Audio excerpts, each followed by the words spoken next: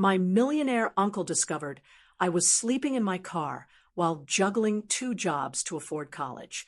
Meanwhile, my old room had become their home gym, and my trust fund was keeping their company alive.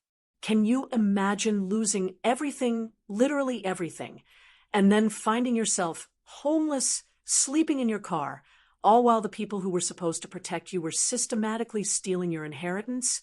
That was my reality. I'm Samantha, and at 27, I never thought I'd be a college student working 2 jobs, showering at the gym, and sleeping in my Honda Civic. But then, my wealthy Uncle Walter, a man I barely knew anymore, spotted me behind a coffee shop counter, looking exhausted and thin. And that discovery, it changed everything. Before I tell you how my life changed overnight, hit that like and subscribe button and let me know where you're watching from. This is a story about starting over and finding strength when you have nothing left but determination. I grew up in what felt like a perfect home in a quiet Boston suburb. My early childhood memories are just filled with warmth, laughter, and security. My dad, David, built a successful construction supply company from the ground up. He worked hard, but he always made time for us. Sundays were our sacred family day. Pancakes, the park, movies. Those simple traditions, they meant everything to me. My mom, Catherine, was the absolute heart of our home. She had this incredible ability to make everyone feel special. She volunteered at my school, knew all my friends by name, and never missed a single one of my performances. Her chocolate chip cookies were legendary, and our house was always the gathering place. I remember helping her plant flowers in her beautiful backyard garden. She'd tell me that watching things grow taught patience and appreciation for life. We lived comfortably, never wanting for anything. My bedroom was lavender, my favorite color, and Dad built me a window seat where I'd read for hours. Every birthday, they'd decorate the house while I slept, so I'd wake up to streamers and balloons. Little gestures that just screamed love. My father had an older brother, Walter. Uncle Walter was a real estate mogul, lived in a mansion on the other side of town, and traveled constantly. Despite their different lives, Dad and Uncle Walter were close. They had lunch every Thursday, a tradition that lasted for years. Uncle Walter never had kids, so he absolutely doted on me, his only niece. For my 10th birthday, he took our whole family to Disney World, still one of my most treasured memories. Family holidays were special. Thanksgiving at our house, Christmas at Uncle Walter's. Mom would cook for days before Thanksgiving, filling the house with incredible smells. Uncle Walter's Christmas parties were elegant affairs, with a tree that touched the ceiling and gifts for everyone. Those gatherings made me feel part of something bigger, a family with history and traditions. What I didn't know then was that my father was meticulously planning my future. When I was born, he established an education trust fund for me. Every month, he'd add to it, sometimes sacrificing his own comforts to make sure it grew. It was substantial enough to cover an undergraduate degree, even graduate school. Dad was determined I would have opportunities he never had. He always told me, education is the one thing nobody can ever take away from you, Sammy. He dreamed of seeing me graduate from college, the first in our family. Then, when I was 12, everything changed. Mom started having headaches that wouldn't go away. After weeks of frightening symptoms, the diagnosis came: aggressive, inoperable brain tumor. The doctors gave her 6 months. She fought for 8. Those 8 months transformed our happy home into a place of whispers, medication schedules, and visiting nurses. The medical bills mounted quickly, even with insurance. Dad started working longer hours, negotiating with insurance companies, discussing payment plans. He tried to shield me from the stress, but I saw the worry lines deepening on his face. I grew up fast. While other 12-year-olds had sleepovers, I was learning to check Mom's medication, help her to the bathroom, how to be strong when she couldn't. Dad taught me to cook simple meals, do laundry, keep the house running. We became a team, united in our love for Mom and our determination to make her comfortable. Mom died in the spring, when the garden she loved was just beginning to bloom. The day of her funeral was eerily beautiful, clear blue skies and flowering trees. It just seemed wrong that the world could look so lovely when our hearts were shattered. Uncle Walter stood beside us at the cemetery, his hand on Dad's shoulder. Both brothers looked older than they had just months before. The months following Mom's death were a blur of grief. Dad threw himself into work, often coming home late, his eyes red from crying in private. I'd have dinner waiting for him, a skill I'd perfected during Mom's illness. We rarely spoke about our loss directly, but sometimes we'd sit together, looking through family photo albums, sharing memories of Mom. Those quiet evenings strengthened our bond. But Uncle Walter became more distant. He still came for occasional dinners and remembered my birthday, but the regular Thursday lunches with Dad stopped. Later, I learned Walter had disagreed with some of Dad's decisions about Mom's medical care, creating tension. Dad never spoke badly of Walter, but their once close relationship was clearly changed. Despite the grief, Dad and I established a new normal. We kept some of Mom's traditions alive, while creating new ones. I excelled in school, knowing it would make both my parents proud. Dad continued to add to my education fund, even during the financially strained time after Mom's medical expenses. Life was different, sadder, but we were managing. Together. 2 years after Mom died, Dad introduced me to Diana. They'd met at a business function.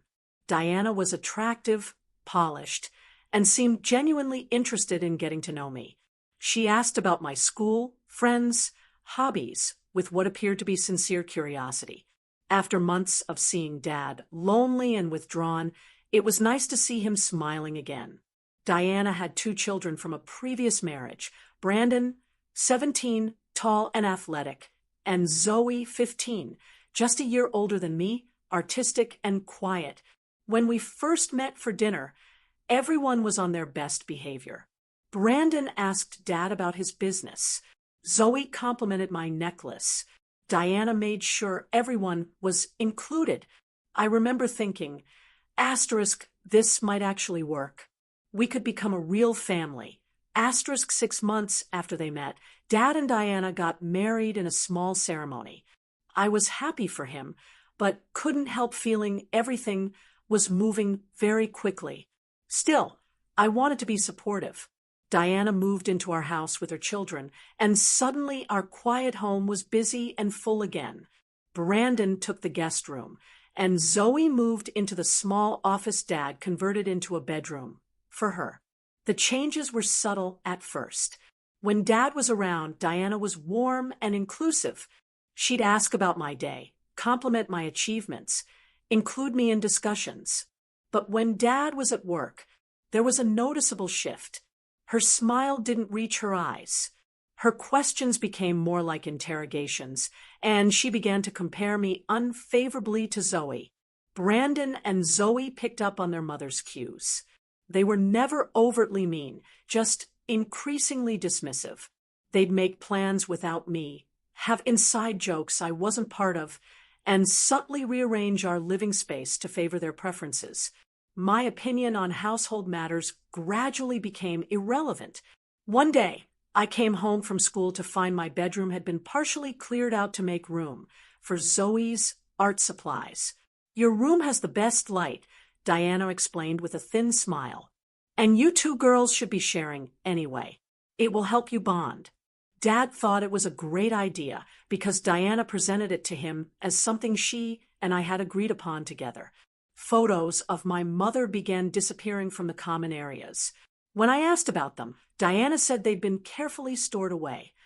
"It's not healthy to dwell in the past, sweetie. We need to focus on our new family now." The Christmas ornaments Mom and I had collected together mysteriously didn't make it out of storage that first holiday season. Our traditional family recipes were replaced with Diana's. Our usual holiday customs discarded for new ones. Dad was working longer hours than ever. Diana encouraged this, telling him how impressive his work ethic was, how much she admired his ambition. You go be the provider. Honey, I'll take care of everything at home. And she did take care of things, reshaping our home and routines to her liking while Dad was absent. Money became a frequent topic of conversation between them. I'd overhear Diana discussing the business, suggesting changes, mentioning expenses. The children's activities are so important, but so costly, she would say. Or, Brandon needs a car for college next year. Dad would agree to whatever she suggested, seemingly grateful for her interest in his business affairs. Meanwhile, my own activities became less of a priority. When I needed money for a school trip, Diana questioned whether it was necessary. College is expensive, Samantha. We need to be saving, not spending on frivolous things. She said this despite knowing about my education fund, which Dad had mentioned was specifically for such expenses. The distance between Dad and me grew wider. Diana was skilled at creating small conflicts, then positioning herself as the peacemaker. Samantha is at that difficult age. She'd tell Dad when I expressed any disagreement. All teenagers go through this rebellious phase. She would suggest that my behavior was hurtful to our new family dynamic, making Dad feel torn between us. Despite these challenges, I tried to maintain my relationship with Dad. I'd wake up early on Saturdays to have breakfast with him, before anyone else was awake. We'd talk about school, his work, and sometimes reminisce about Mom. These moments became increasingly rare as Diana began scheduling family activities that required early preparation, effectively eliminating our private time. I tried to be understanding. Dad seemed happy, or at least content. He had been so sad for so long after Mom died that I was reluctant to do anything that might disrupt his newfound stability. So, I adapted, kept my head down, focused on school, and looked forward to college when I could establish my own space again. The family business began showing signs of trouble about a year after the marriage. Dad started bringing work home, spending evenings at the dining room table surrounded by paperwork, his expression worried. Diana would bring him coffee, massage his shoulders, and assure him she was there to help. She began accompanying him to business meetings and client dinners, positioning herself as his partner in all things. By the time I was 16, I felt like a guest in my own home. My bedroom, now shared with Zoe, had been redecorated to her taste. Family meals revolved around Brandon's sports schedule and Zoe's art classes. My achievements at school were acknowledged, but quickly overshadowed by updates on Diana's children. It was clear who the real family was, and I was not truly part of it. The call came on a Tuesday afternoon during my junior year of high school. I was in chemistry class when the school's secretary appeared at the door, her face somber. In the office, Principal Martinez told me there had been an accident. Dad had been driving to a client meeting when another driver ran a red light, hitting his car at full speed. He was in critical condition at Boston Memorial Hospital. Diana was already there when I arrived, Brandon and Zoe beside her. She was speaking with the doctors, her voice composed and authoritative. When she saw me, she merely nodded before turning back to the conversation.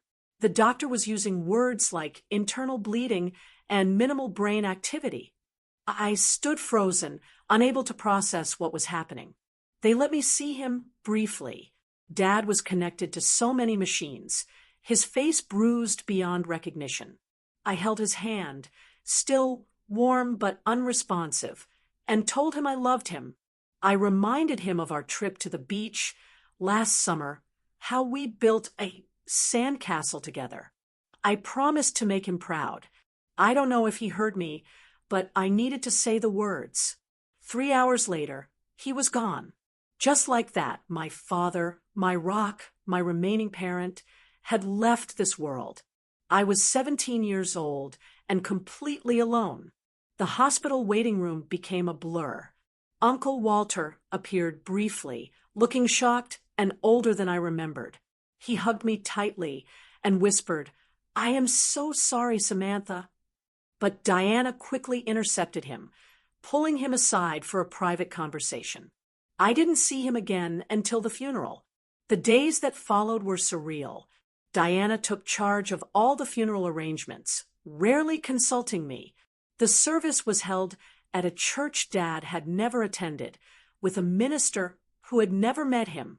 Diana selected an expensive casket and elaborate flower arrangements, presenting herself as the devastated widow. During the service, she gave a tearful speech about their brief but passionate marriage, positioning herself and her children prominently as the grieving family. I sat in the front row, numb and disconnected. This didn't feel like a tribute to my father. There was no mention of his love for jazz, his terrible dad jokes, or his heart-shaped pancakes. The man being eulogized seemed like a stranger. Uncle Walter attended the funeral but kept his distance from Diana. He approached me after the service, pressing a card into my hand. "Call me when things settle down," he said quietly. "We need to talk." Before I could respond, Diana appeared at my side, steering me towards some distant relatives. 3 days after the funeral, we met with Dad's lawyer for the reading of the will. I learned that Dad had updated his will shortly after marrying Diana. The family business had been left to her, with the understanding it would eventually pass to me. The house was also left to Diana, with a provision that I could continue living there until I completed college. Most significantly, the Education Trust Fund remained intact for me, but with Diana named as trustee until my 25th birthday.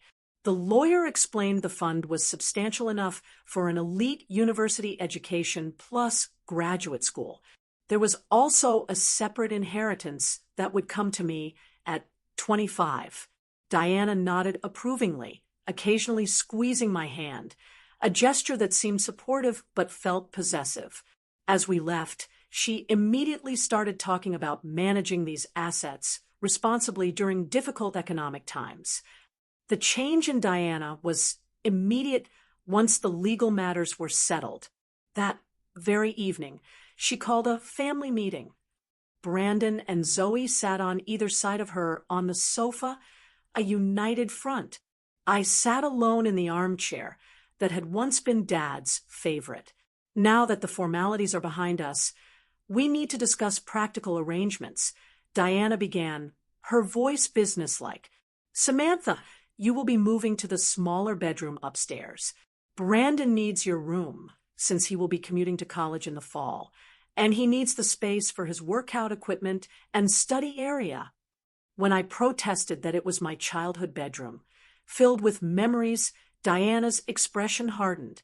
"This house belongs to me now, and I will decide how the space is used. Your father would want what is best for all of us, not just you."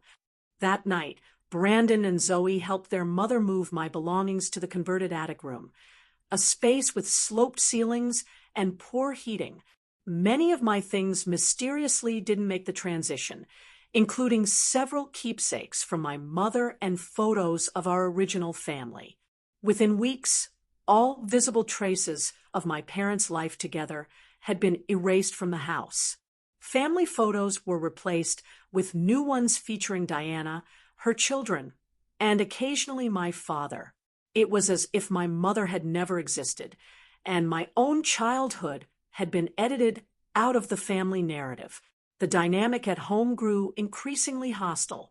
Diana would critique everything from my appearance to my study habits. "Your father worked himself to death, providing for you," she would say. "The least you could do is show some gratitude and respect for this family." Zoe was less overtly antagonistic, but clearly aligned with her mother and brother, reporting my comings and goings as if I were under surveillance. Diana took control of all my expenses, demanding receipts and justification for everything. As trustee, I have a fiduciary responsibility. She would remind me, your father trusted me to make wise decisions with his money. Basic necessities became luxuries I had to justify, while Brandon received a new car for his college commute and Zoe attended an expensive summer art program. My final year of high school became an exercise in endurance. I spent as much time as possible at school, joining clubs and study groups to avoid going home. I found part-time work at a local bookstore, saving every dollar in a private account Diana didn't know about. I focused intensely on my studies, knowing a scholarship would give me more independence. The emotional abuse was constant, but subtle enough that outsiders might not notice. Diana never hit me, but her words cut deeper than any physical blow. She'd remind me I was only in her home because of my father's charity, that I was a burden she had graciously accepted. She would compare me unfavorably to her own children, pointing out my flaws and minimizing my achievements. Through it all, I held on to the knowledge that this was temporary. College would be my escape, a chance to build a life away from Diana. I applied to universities far and wide, hoping for scholarships that would supplement my trust fund. Each acceptance letter was a promise of freedom, a light at the end of a very dark tunnel. My acceptance to Northeastern University should have been pure joy. It was my first choice school, an excellent program in business management, my chosen field. When the thick envelope arrived, I opened it alone in my room, tears streaming down my face. For a moment, I could almost feel Dad's hand on my shoulder, hear his voice saying, "I knew you could do it, Sammy." The reality check came quickly when I shared the news with Diana. She glanced at the letter, unimpressed. "Northeastern is very expensive," she said. "I'm not sure your trust can cover that, especially with the business struggling. Perhaps you should consider community college for the first 2 years." I stood my ground, reminding her Dad had specifically saved for my education at a good university. The trust fund was more than adequate. Diana reluctantly agreed, but made it clear every expense would be scrutinized. As trustee, I need to ensure the money lasts all 4 years. There will be no extravagances. The battle for each semester's tuition became a grueling ordeal. Diana required extensive documentation for every fee. Basic textbooks were questioned. When I needed a laptop, she insisted I use the family's old desktop. Each financial discussion ended with reminders of how generous she was being, how grateful I should be. Despite these challenges, those first 2 years at Northeastern brought a welcome respite from life with Diana. I lived in a dorm, sharing a small room with Jessica, who became a good friend. The cramped space was paradise compared to the hostile environment of what had once been my home. I threw myself into studies, joined organizations, building a life independent of Diana. I limited visits home to the minimum, usually just major holidays. Each return was more difficult. Diana would spend an hour cataloging all the ways I had disappointed her, followed by detailed reports of how Brandon was excelling in business school and Zoe was flourishing. My room had been progressively emptied of my possessions, more of my things relegated to boxes in the garage each time. The summer after sophomore year, I found an internship that allowed me to stay in Boston. Diana was displeased, but couldn't argue. That summer gave me my first taste of true independence, managing my own apartment, sublet, and budget without Diana's interference. Everything changed during my junior year. Diana called me home for what she termed an important financial discussion. Seated at the dining room table with spreadsheets, she explained the family business was in trouble. "The economy has hit us hard," she said, though I'd read the construction industry was booming. "We need to make some difficult decisions about expenses." The difficult decision, it turned out, was a dramatic reduction in my educational funding. Diana claimed the trust had been underperforming and they needed to reallocate resources temporarily. My tuition would be covered, but housing, books, and all living expenses would now be my responsibility. When I asked to see the trust account statements, Diana became defensive. "I don't appreciate your lack of trust, Samantha. Your father appointed me as trustee because he knew I would make responsible decisions. If you cannot accept that, perhaps you should pay for college entirely on your own." Desperate for answers, I consulted a legal aid office. The student lawyer explained that challenging a trustee required evidence of mismanagement and legal resources I simply didn't have. Without access to the actual financial records, there was little I could do except try to adapt. I picked up additional work hours at the campus bookstore and found a second job waiting tables. My grades suffered as I balanced work and studies, but I was determined to complete my degree. I cut every possible expense, eating most meals at work, buying used textbooks.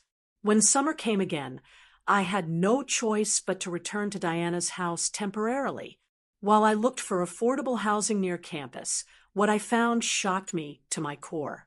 My bedroom had been completely converted into a home gym, centered around an expensive treadmill and weight set. There was no bed, no desk, no sign I had ever lived there. My remaining possessions had been boxed and moved to the garage. Many items damaged by moisture or missing entirely. When I confronted Diana, she seemed surprised by my reaction. "You are hardly ever here," she said dismissively. "It made no sense to keep a room empty when Brandon needs a place to work out. You can sleep on the sofa while you are visiting." That evening, I overheard a conversation between Diana and Brandon in the kitchen. They didn't realize I was within earshot as I sorted through my damp boxes in the garage. "The trust fund has been a lifesaver," Diana was saying. "Without it, we would have lost the business last year."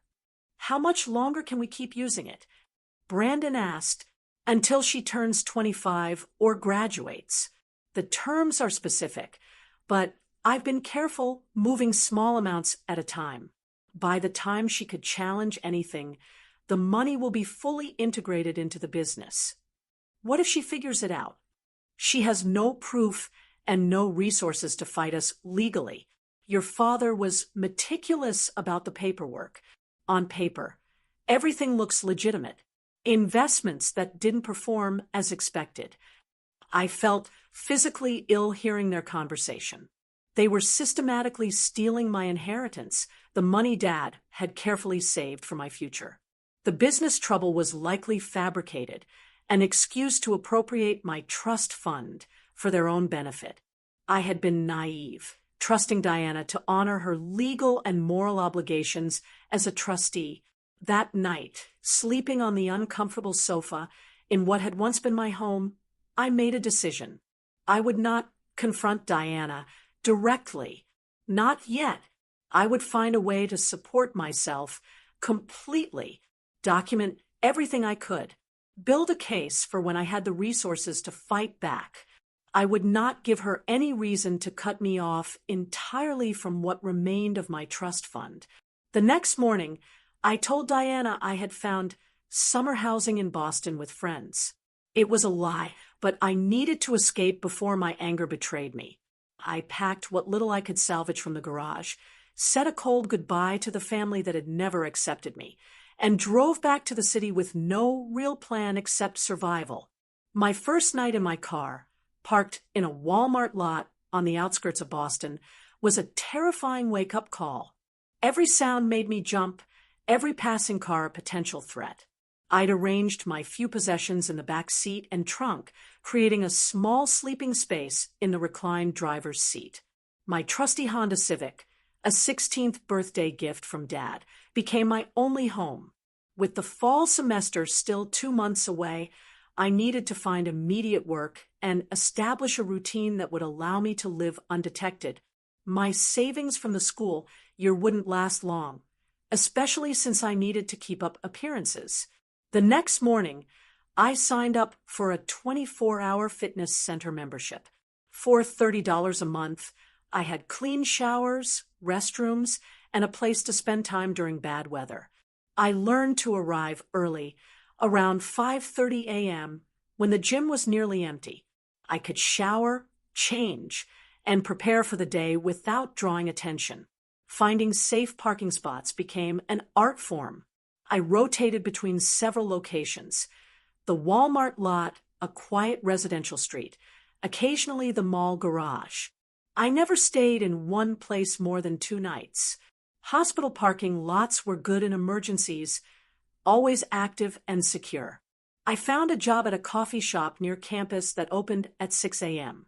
The early shift suited my new sleeping schedule, and the manager was impressed by my willingness to work when others preferred to sleep in. Tips were decent, and the job came with free coffee and discounted food. More importantly, it gave me a legitimate place to be during the day. For evenings and weekends, I picked up shifts at a clothing store in the mall. Between the 2 jobs, I was working nearly 70 hours a week, leaving little time to dwell on my circumstances. Every dollar went into a new bank account Diana knew nothing about, building a safety net for the coming school year.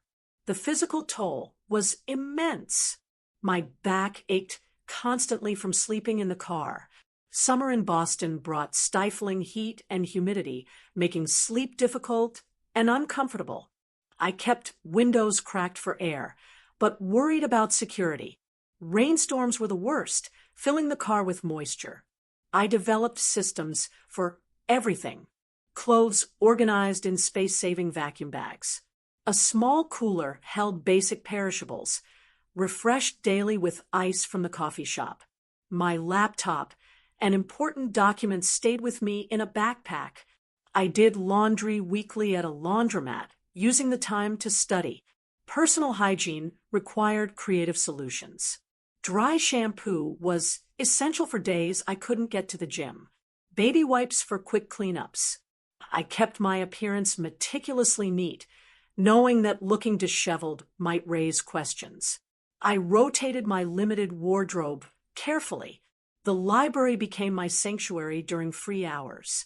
Air-conditioned, quiet, and free, it provided a place to study, use Wi-Fi, and simply exist in comfort. I'd arrive when it opened and often stay until closing. The librarians came to know me as a dedicated student, never suspecting I had nowhere else to go. Finding restrooms was a constant concern. I mapped out every public facility with decent privacy and cleanliness. Coffee shops, bookstores, certain fast food restaurants became reliable stops. Meals were planned for maximum economy. The coffee shop provided breakfast. Lunch was usually something that didn't require refrigeration. For dinner, I'd buy ready-made salads or sandwiches at the grocery store, eating in my car or at a park bench. As the summer progressed, I became proficient at this nomadic existence. But the loneliness was crushing. I spoke to people all day at my jobs, but could never share my true situation. The few friends I had from college were away for the summer, and I avoided their calls rather than lie directly. Pride and shame kept me isolated, determined to solve my problems independently. When fall semester began, I added classes to my overwhelming schedule. I'd arranged my work hours around my coursework, often rushing from morning classes to afternoon shifts, then studying late into the night in empty campus buildings before returning to my car to sleep. My professors noticed. My work, once exemplary, was now merely adequate. I looked perpetually tired. My participation diminished. One particularly observant marketing professor, Dr. Patel, asked me to stay after class. "Samantha, is everything all right? Your last paper was not up to your usual standard, and you seem exhausted." I manufactured a story about working extra hours to save for graduate school. Dr. Patel didn't seem convinced, but didn't press. She did, however, extend the deadline for my next assignment, a small kindness that brought me to tears once I was alone. As autumn turned colder, new challenges emerged. My car's heater worked, but Running it all night would waste precious gas. I invested in a high-quality sleeping bag and layered my clothing. On the coldest nights, I sometimes splurged on a cheap motel room, justifying the expenses necessary for my health. I became an expert at using campus resources. Microwaves at the student center, lockers at the recreation building, computer labs for assignments. I took advantage of every free event that offered food, often wrapping extra portions. Through it all, I maintained my appearance of normalcy. To my classmates and coworkers, I was just another hardworking student. No one suspected that after my shifts ended, I had no home to return to, no bed of my own, no family supporting my efforts. I had been living this double life for over 3 months when fate intervened in the form of Uncle Walter. I was working the morning shift at the coffee shop, hair neatly pulled back, uniform crisp despite being ironed in the gym bathroom, smile firmly in place. The morning rush had just subsided when a familiar voice ordered a simple black coffee. Looking up, I froze in shock. Uncle Walter, older and grayer than I remembered, but unmistakable. He seemed equally surprised, staring at me with furrowed brows. "Samantha, is that you?" I nodded, suddenly conscious of how thin I had become, how exhausted I must look. "Hello, Uncle Walter. It's been a while." He stepped aside to let other customers order, waiting until my coworker could cover for me before motioning me to join him at a corner table. My manager, seeing a potential family reunion, waved me off for a brief break. "What are you doing working here?" Walter asked, his tone concerned rather than judgmental. "I thought you would be focused on your studies. Diana mentioned you were doing well at Northeastern." The mention of Diana's name sent a surge of anger through me. "When do you speak to Diana?" "Rarely. A courtesy call about the business, occasionally. We are not close." He studied my face. "Samantha, you look exhausted. Is everything all right?" Perhaps it was the genuine concern in his voice, or the accumulated stress of months of pretending. But something in me broke. Tears filled my eyes, and I quickly wiped them away, embarrassed to be crying at work. "I get off at 2, I said quietly. "Could we talk then?" Walter nodded, his expression serious. "I will come back. We definitely need to talk." Those 4 hours were the longest of my life. When my shift finally ended, I found Walter waiting in his car, a luxury sedan that made my weathered Honda look even more pathetic. He suggested we go somewhere for lunch, and I directed him to a small cafe where I knew the food was reasonably priced. Over sandwiches, the whole story poured out of me. The gradual takeover of my home after Dad died, Diana's control of my trust fund, the conversion of my bedroom to a gym, the overheard conversation about using my money to save the business, my current living situation in my car, working 2 jobs while trying to maintain my studies. Walter listened without interrupting, his expression darkening with each new detail. When I finally finished, he was silent for a long moment, hands clasped tightly on the table. "I had no idea," he finally said, voice tight with anger. "I knew Diana and I had our differences, but I never imagined she would do this to you. To David's daughter." He shook his head.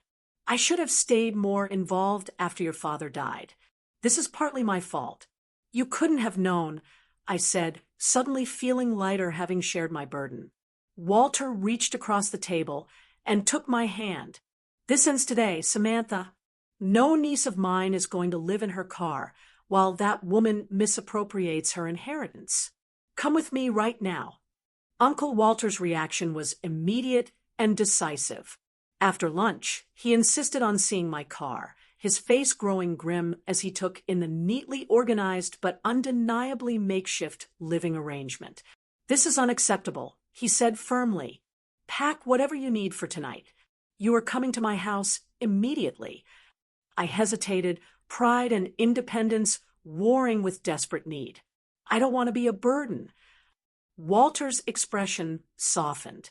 You are family, Samantha. The only family I have left. His voice broke slightly. Your father would be heartbroken to see you living like this. Please let me help you. That night, I slept in a real bed for the first time in months. Walter's house was as grand as I remembered. He gave me a guest suite with my own bathroom, fresh towels, and even a spare set of pajamas his housekeeper found. The luxury was overwhelming after months of deprivation. Over breakfast, the next morning, Walter outlined his plan. I have already called my attorney. We are meeting him at 10 o'clock. I want you to tell him exactly what you told me yesterday. Every detail you can remember about Diana's management of your trust. Walter's attorney, Mr. Greenberg, was a sharp-featured man with piercing eyes and a reputation as one of Boston's most formidable litigators. He listened intently as I recounted my story, taking detailed notes, asking for clarification. Based on what you have described, he said when I finished, we have strong grounds to petition for Diana's removal as trustee. The conversion of trust assets for personal or business use is a serious breach of fiduciary duty. The court takes a very dim view of trustees who commingle funds or use them for unauthorized purposes. What about the things Diana said about investments not performing well? I asked. Mr. Greenberg smiled thinly. Financial records do not lie. Miss Roberts, if Diana has been transferring money from your trust to the business, there will be a paper trail. My forensic accountant will find it. The investigation moved quickly. Mr. Greenberg obtained a court order for all records related to my trust fund and the family business. Walter insisted I focus on my studies, offering me a place in his home for as long as I needed. I reduced my work hours to a manageable level, keeping only the coffee shop job that I actually enjoyed. 2 weeks later, Mr. Greenberg called us in for a meeting. Spread across his desk were financial statements, bank records, and business documents. His expression was grim, but satisfied. We found it, he said without preamble. Over the past 3 years, Diana has systematically diverted funds from Samantha's trust into the family business. The transfers were disguised as investments, but there was never any formal loan agreement or equity exchange. The business has been operating at a loss for years, and Diana has been using the trust as a personal slush fund. The numbers were staggering. Nearly $200,000 had been diverted from my education trust, leaving less than a quarter of what should have been available. In addition, Diana had been paying herself an excessive trustee fee and using trust assets to cover personal expenses for herself and her children. This goes beyond civil violations, Mr. Greenberg continued. There is enough evidence here for criminal charges of fraud and embezzlement. The question is how you want to proceed. Walter looked to me. This is your decision, Samantha. We can pursue criminal charges, or we can focus on recovering your assets through civil action. Either way, Diana will be removed as trustee immediately. I thought about Diana, Brandon, and Zoe, who had systematically pushed me out of my own home and stolen my inheritance. I thought about sleeping in my car through summer heat and autumn chill. I thought about working until my hands cracked and my feet blistered, all while they lived comfortably on money my father had saved for my future. Both, I said firmly. I want to pursue both criminal and civil action. What they did was wrong, and they should face consequences. The confrontation happened in Mr. Greenberg's office. Diana arrived with her own attorney, a nervous-looking man. She maintained her composure until Mr. Greenberg began methodically presenting the evidence. Then her facade began to crack. These were legitimate business investments, she insisted. David would have wanted the company preserved for Samantha's future.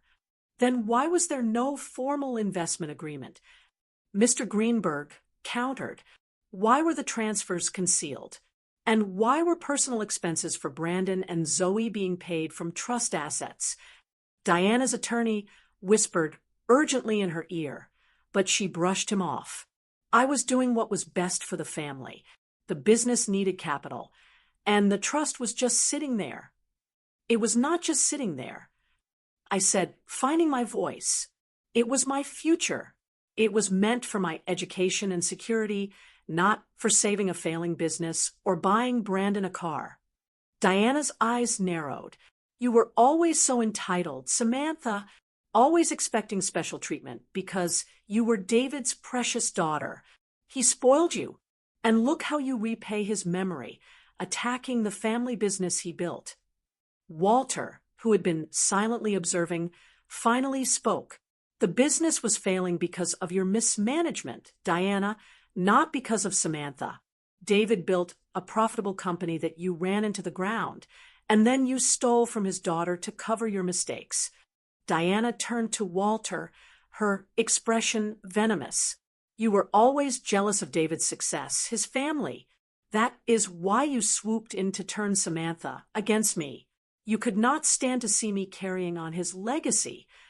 My brother and I had our differences, Walter said calmly, but he would be disgusted by what you have done, using his daughter's inheritance to prop up your failing business while she sleeps in her car that is not carrying on any legacy David would recognize. The revelation that I had been homeless seemed to briefly pierce Diana's armor. For a moment, genuine shock crossed her face before she composed herself. If Samantha chose to live in her car, rather than accept the reasonable boundaries of our home, that was her decision. The meeting ended with Mr. Greenberg presenting Diana with two options: agree to a settlement that would include her immediate removal as trustee, full restitution of misappropriated funds, and her resignation from the family business, or face both civil and criminal proceedings. Diana's attorney finally managed to make himself heard, pulling his client aside for a private consultation. When they returned, Diana grudgingly agreed to the settlement terms, though her eyes promised retribution. The legal process took several more weeks, but the results were comprehensive. Diana was removed as trustee, with Walter appointed in her place. The court ordered full restitution of all diverted funds plus interest. Diana was forced to sell her ownership in the family business to pay the judgment, with the company itself placed under professional management until I was ready to make decisions about its future.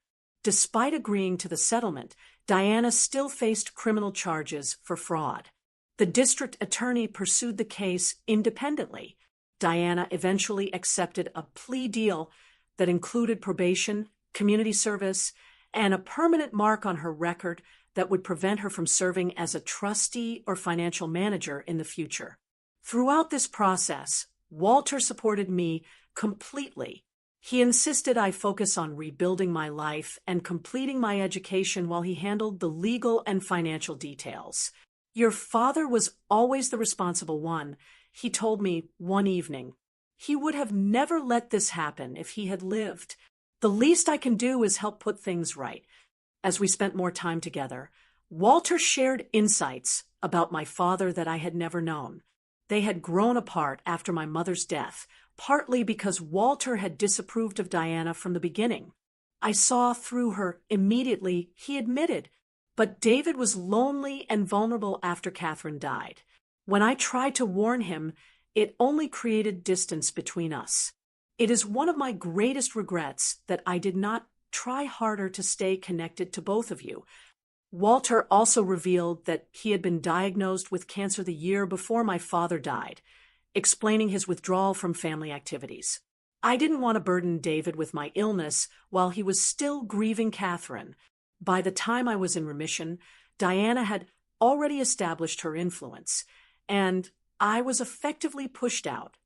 These conversations helped me understand the complex family dynamics that had led to my situation. They also created a new bond between Walter and me, a connection that began to heal some of the loss I had experienced. The restoration of my trust fund and the additional compensation from the settlement meant I could complete my education without financial worry.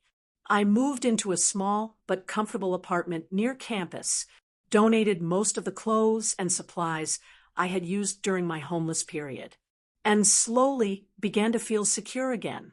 The family business, now under professional management, began to recover once freed from Diana's mishandling. The managers Walter hired provided regular reports, educating me about the company my father had built so that I could eventually decide whether to sell it or take an active role. As for Diana, Brandon, and Zoe, they moved to another state after the settlement. I heard through mutual acquaintances that they were living in much reduced circumstances. Diana's reputation in the business community was tarnished by the legal proceedings. I felt no satisfaction in their downfall, only relief that they were no longer part of my life. Rebuilding my life after months of homelessness and years of emotional abuse was not an overnight process. Even with financial security restored and a safe place to live, the psychological impacts lingered. I would wake in panic in my new apartment, momentarily disoriented and expecting to find myself in my car. I hoarded food and kept an emergency bag packed, unable to fully trust that my situation was stable. Uncle Walter recognized these signs of trauma and gently suggested therapy. "There is no shame in seeking help," he said. "What you went through would leave scars on anyone." With his encouragement, I began seeing Dr. Morales, a therapist specializing in family trauma and displacement.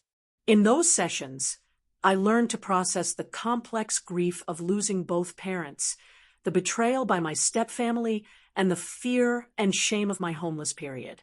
Dr. Morales helped me understand that my hypervigilance and anxiety were normal responses to abnormal circumstances, not weaknesses or flaws in my character. "You survived an incredibly difficult situation," she reminded me often. "The coping mechanisms that helped you then may not serve you now, but they were valuable when you needed them. Now we can work on developing new tools for your current reality." Slowly, with professional guidance and Walter's unwavering support, I began to heal. I established new routines that nurtured rather than depleted me. I reduced my work hours to a reasonable part-time schedule that complemented my studies. I learned to cook nutritious meals in my own kitchen, finding joy in the simple luxury of preparing food in a safe space. My academic performance rebounded as my living situation stabilized. Professors who had noted my decline now commented on my renewed engagement and improved work.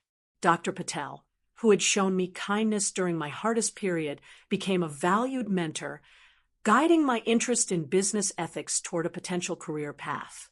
Walter and I established a new family relationship, different from, but equally valuable as the one I had lost. We had dinner together every Sunday, creating our own tradition. He shared stories about my father's youth and their early business ventures. Through his memories, I gained a fuller picture of the man my father had been before grief changed him. The legal resolution with Diana provided not just financial restitution, but a form of validation. The courts had recognized the wrong done to me, affirming that I had not imagined or exaggerated the mistreatment.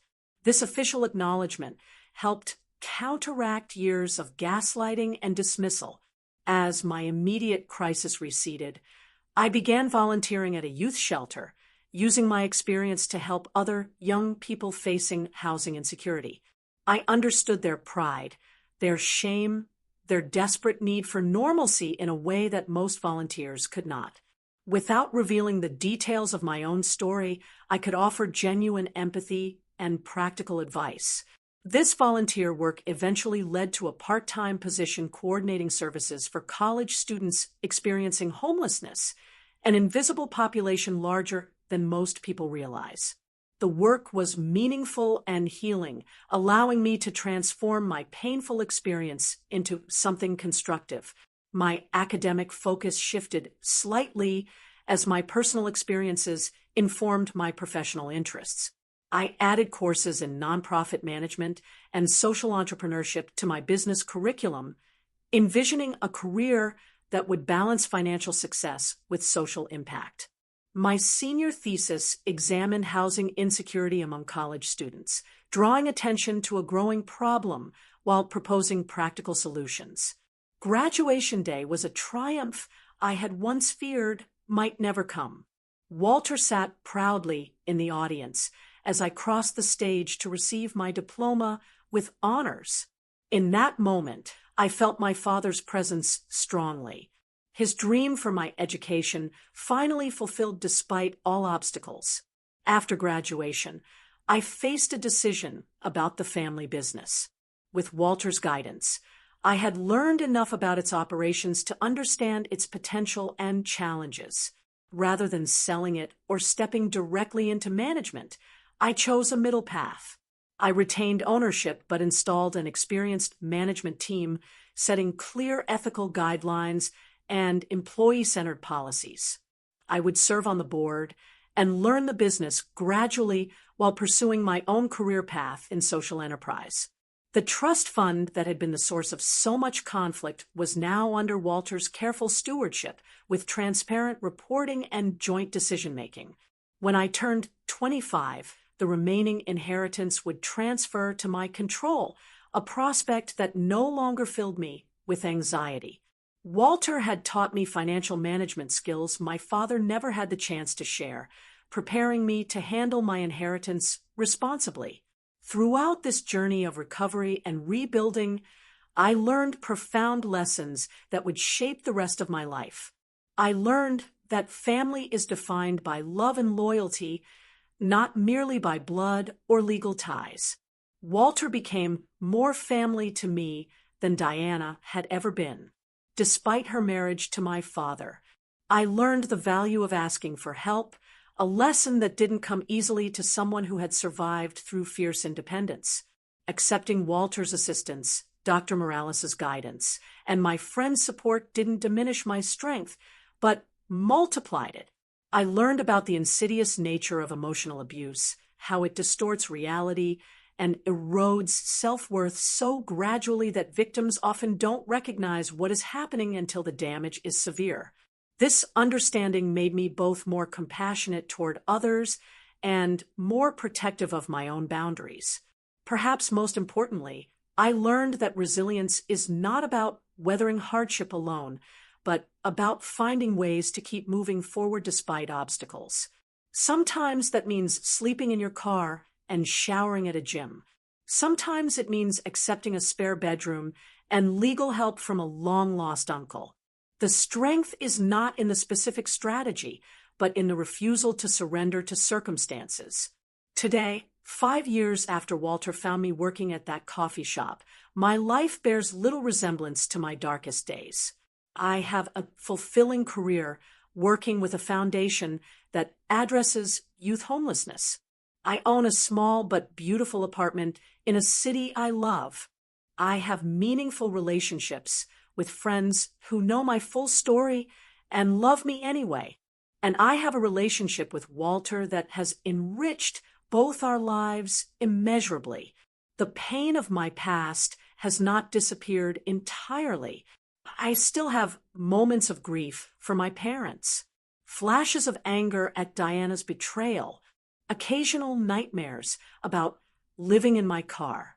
But these emotional echoes no longer control my life or define my identity. They are simply part of a story that shaped me, but does not limit me. If you are facing your own impossible situation right now, please know that circumstances can change in ways you cannot imagine. The person who might help you could be someone you haven't spoken to in years, or someone you haven't yet met. The strength you need might come from resources you don't yet recognize. Have you ever experienced a moment when everything changed because someone noticed your struggle? Or have you been that person for someone else? Share your story in the comments below. Your experience might be exactly what another viewer needs to hear today. Don't forget to like and subscribe if this story resonated with you. and share it with someone who might need a reminder that even the darkest situations can lead to unexpected light. Thank you for listening to my story. Take care. Good luck.